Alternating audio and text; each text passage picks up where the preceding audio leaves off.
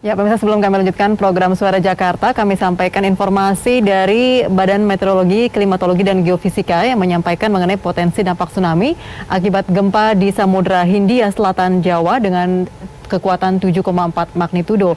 Dan gempa ini berpotensi tsunami dengan peringatan dini untuk wilayah-wilayah yaitu di kawasan Pandeglang bagian selatan dengan status ancaman siaga ketinggian maksimal 3 meter. Kemudian Pandeglang Pulau Panaitan dengan status ancaman siaga, ketinggian maksimal 3 meter.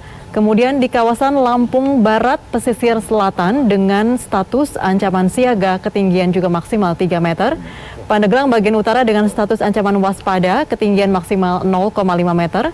Dan Lebak dengan status ancaman waspada dengan ketinggian maksimal 0,5 meter. Dan kepada masyarakat dan juga mungkin Anda yang memiliki relasi di kawasan tersebut, diharapkan siaga, memperhatikan dan segera mengarahkan masyarakat untuk melakukan evakuasi. Dan kepada masyarakat di wilayah dengan status waspada, diharap memperhatikan dan segera mengarahkan masyarakat untuk menjauhi pantai dan tepian sungai. Dan juga dipastikan jangan mempercayai kanal-kanal yang tidak resmi.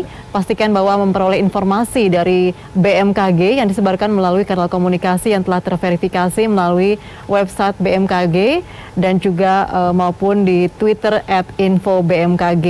Demikian yang disampaikan dalam mengenai potensi dampak tsunami akibat gempa yang terjadi pada pukul 19:03 waktu Indonesia Barat yang tentunya juga dirasakan oleh masyarakat Jakarta dan sekitarnya.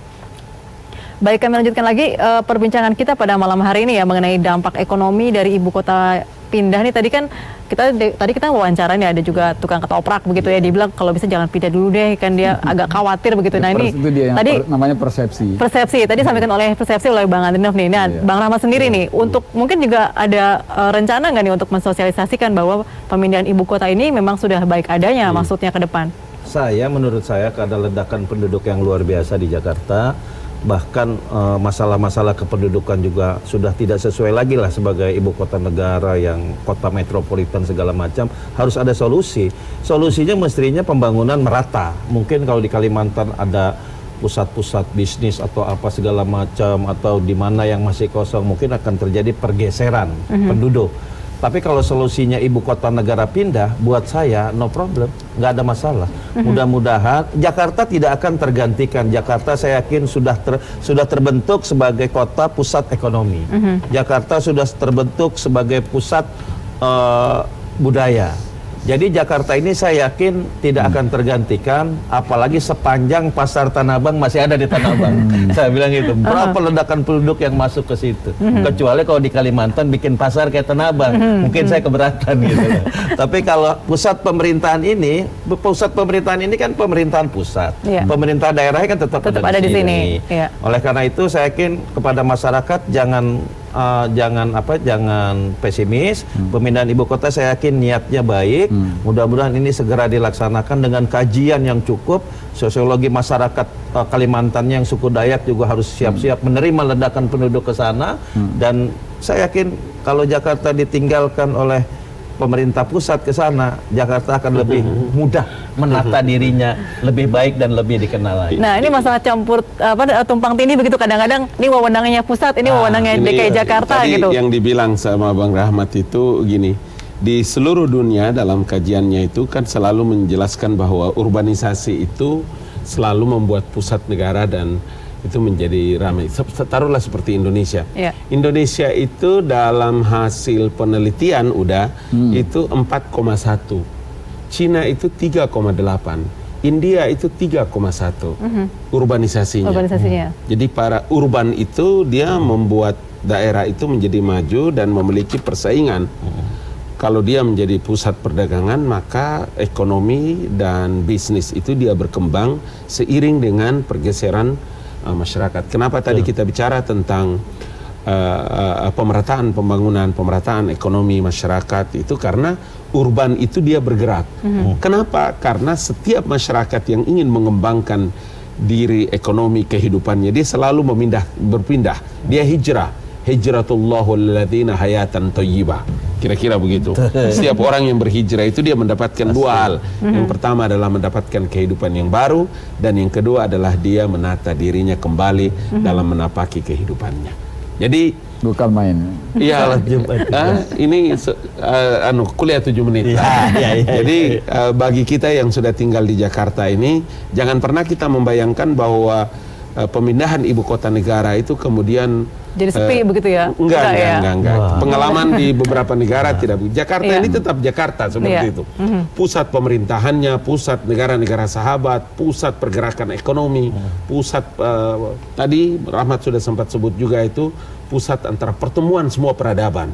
Itu suka tidak suka Jokowi membangun sebuah peradaban baru dalam menggeserkan itu di ibu kota negara baru. Cuma satu hal saya. Terus terang saja, Jakarta ini kan masyarakat intinya sangat toleran, akomodatif. Masyarakat inti itu maksudnya Masyarakat Betawi. Oke. Ini ngomong dulu Betawi. presiden yang ngomong ini kan, masyarakat Amin. inti Jakarta adalah masyarakat Nah, Betawi. dia anggota kehormatan. Iya, anggota Betawi. kehormatan. Iya. Bahkan belum lama ini gubernur mengatakan dalam paripurna di DPRD, kita sebagai masyarakat Jakarta harus berterima kasih kepada masyarakat yang toleran, akomodatif menerima kita. Siapa masyarakat itu? Masyarakat Betawi. Gini dong masyarakat Betawi.